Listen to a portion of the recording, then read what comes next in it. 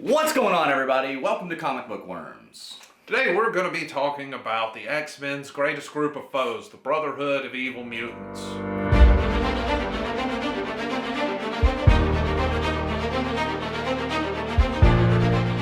The outcast, the downtrodden, and the forgotten. They fill the ranks of the Brotherhood of Evil Mutants, the X-Men's greatest nemesis. Oftentimes in comics, heroes and villains actually have a lot in common. Like the Joker says, all it takes is one bad day. That's how far the world is from where I am. Just one bad day. However, you rarely see heroes and villains fighting for what is ostensibly the same cause, albeit with different means. No two forces better personify this than the Brotherhood and the X-Men.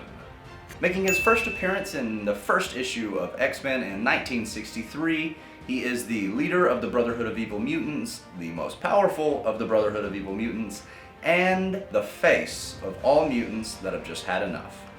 Now, honestly, you could say so much about Magneto. He probably deserves his own video, if not a series of videos. So right now we'll just leave it at Magneto was right. Making her first appearance all the way back in 1978 in Miss Marvel issue number 16, she is the right-hand, second-in-command, and the true believer, Mystique. Need somebody assassinated? You send Mystique. You need some espionage done? Guess what? You send Mystique. Need to cause a little mayhem and ruckus? Send Mystique. She also serves as the de facto head of the Brotherhood when Magneto is indisposed, and on a purely character level, serves as a good counterpoint to Magneto's person. Up next, his own flesh and blood, Wanda, the Scarlet Witch, mistress of hex magic, who made her first appearance in the X-Men number 4 in 1964. She is her father's daughter. Of course, by that we mean she is by far the most powerful of all of his children. Probably not going to spend that much time on her since we did a full video Highlighting 7 facts that you don't know about Scarlet Witch. Check the link in the description below.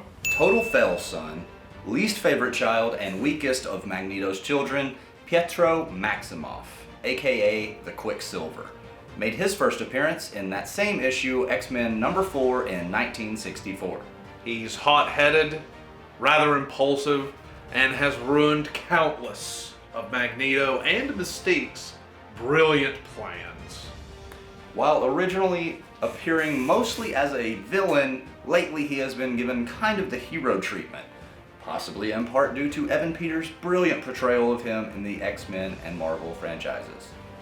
Up next is Toad. He made his first appearance in the same issue as the previous 2 entries on the list, and has always been portrayed as the, pun intended, toady to Magneto, the consummate lackey and yes man. Realizing eventually that Magneto did not care about him, he would run away to have a failed solo career of his own, before returning back to the Brotherhood and became a mainstay of the cast. Nobody cares about Toad.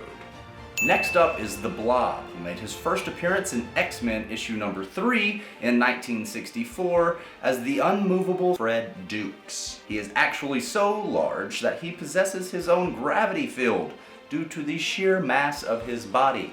He possesses nigh-on impenetrable skin, has never swam in a swimming pool without his shirt on, and once his feet are planted upon the ground, he is practically immovable. Up next is our resident hot-headed Aussie, St. John Allardyce, aka PYRO, who made his first appearance in X-Men 141 in 1981.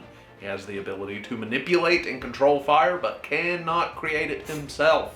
While arriving to the Brotherhood much later than the other members on this list, might not be an original OG, but he's definitely one of the classics that you have to think of when thinking of the Brotherhood. Up next is the can-headed stepbrother of Professor Charles Xavier, Cain Marko, aka the Juggernaut, making his first appearance in X-Men number 12 in 1965. Juggernaut is actually not even a mutant, but instead is possessed by an ancient power known as the Cyttorak. I'm not a mutant, Tin Head. My powers are magical, and none of you mutant wimps can handle them. This makes him a 1,000-pound, 10-foot tall giant with invulnerability and superhuman strength.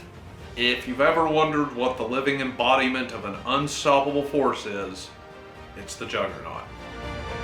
That was our favorite classic lineup of the Brotherhood of Evil Mutants. Really the embodiment of the most radical decade of the American 20th century. The Brotherhood were the on-the-street street fighters taking it to the man with direct action. The Malcolm X to the X-Men's Martin Luther King. Somewhat covered that in our video about supervillains that were right. Be sure to check that out in the video description below. Be sure to leave a like, comment future video ideas, subscribe for more comic book content just like this. The video on his side of the screen's one we recommend. The video on my side of the screen's one YouTube recommends. Bye!